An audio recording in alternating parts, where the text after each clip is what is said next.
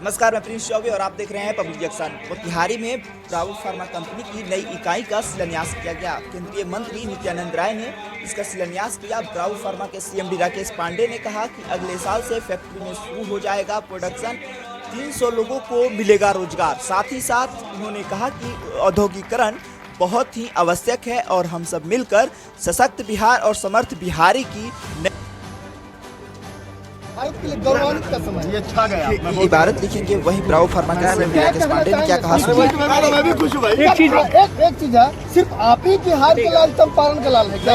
और लोग भी तो है। हमने कब बोला आपको? फिर आप कदम उठा रहे, कोई और क्यों नहीं उठा रहा? अरे तो उससे पूछो यार, हमसे कैसे पूछ रहे हो? दूसरे घर में खाना बन रहा है, रोटी सब्जी, हमारे आलू भिंडी है, तो हम कैसे बताएंगे उसके यहाँ क्यों बन रहा है? एक चीज इसमें भारतीय जनता पार्टी के कार्यकर्ता है और भारतीय जनता पार्टी ये कहती है कि हम लोग कोई भी डिसीजन लेते हैं वो दोनों बैठक में लेते हैं और सबके सहमति से लेते हैं। तो नित्यानंद राय जी यहाँ पे राधा मोहन जी को जिताने का डिसीजन आपके सामने भी लेके करेक्शन करना होगा। उन्होंने उनके मार्गदर्शन में कहा है।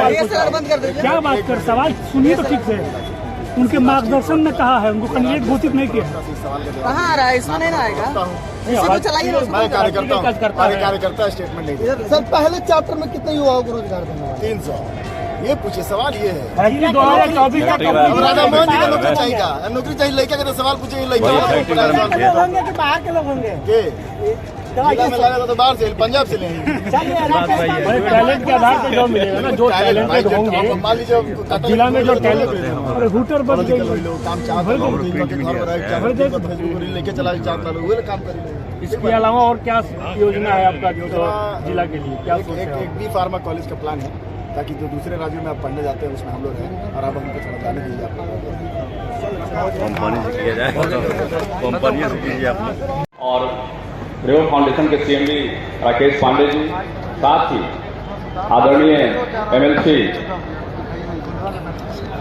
सज्जानंद जी और साथ आदरणीय वरीय अध्यक्ष का हमारे बीच उपस्थित हमारे बड़े भाई दीक्षित जी और साथ में और हमारे सम्मानीय मंच के उपस्थित गार्जियन स्वरूप हमारे अभिभावक लोग और साथ में उपस्थित हमारे मंच के सामने उपस्थित जो भी हमारे सम्मानीय आए हैं, सबको मेरा प्रणाम है। आज के इस कार्यक्रम में मुझे बहुत खुशी हो रही है यहाँ पर देखकर कि इस तरह की व्यवस्था है और आदरणीय नरेंद्र मोदी जी हमारे जो आदर्श हैं भारतीय जनता पार्टी में, जो उनकी सोच है और उनकी सोच के हिसाब से बिहार में जो चीजें इम्प्लीमेंट होने का प्रयास हो रहा है, तो ये बेहद खुशी की बात है। ये मुझे बहुत अच्छा लग रहा है।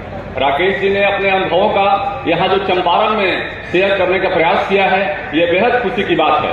मैं एक बात महसूस करता हूँ, कोरोना के क्रम में मैंने देखा कि पूरी दुनिया के 136 देशों में हमारा कोरोना का दवा बना और 136 देशों में सप्लाई हुआ। इससे पहले जब हमारी सरकार नहीं थी, हमारे आदरणीय नरेंद्र मोदी जी की सरकार नहीं थी, उससे पहले हमेशा हम सुनते थे और बचपन से सुनते आए थे कि हमारे देश में फलाना दवा फलाने जगह से इंपोर्ट हो रहा है, फलाने कंट्री से इंपोर्ट हो रहा है। पहली बार अपने होश में मैं सुना, जब मैं होश में पहली बार सुना आदरणीय मोदी जी की सरकार में कि कोरोना जैसी विकराल स्थिति में हमारे यहाँ दवा बना और देश में तो सप्लाई हुआ ही, 136 कंट्री में सप्लाई हुआ। उस आपातकाल की स्थिति में पूरे देश में लोग ये सोच रहे थे कि अब मेरा क्या होगा। जब पूरा एयर कनेक्शन बंद हो रहा था तो इस बात को लेकर चिंतित थे कि अब हमारे यहाँ दवा नहीं बनती है, कौन देश, अब सब देश अपने अपने देश को बचाने में लगे हुए थे। और वैसे दौर में आदरणीय मोदी जी ने साहस भरने का काम किया हमारे बीच में और उस दौर में मैंने देखा कि हमारे यहाँ दवा बनी और 136 कंट्री में सप्लाई होकर इस देश को पूरी दुनिया में ऊंचा करने का उनके मार्गदर्शन में काम किया गया। मैं देख रहा हूँ बिहार में उद्यमता की कमी है। बिहार में पिछले 20-25 वर्षों में मैं देखा कि कोई बड़ी इंडस्ट्री नहीं लगी। यहाँ जितने भी मिले थे, बड़ी बड़ी शुगर मिले, बड़ी बड़ी इंडस्ट्री बंद होने के कगार पहुंच गई।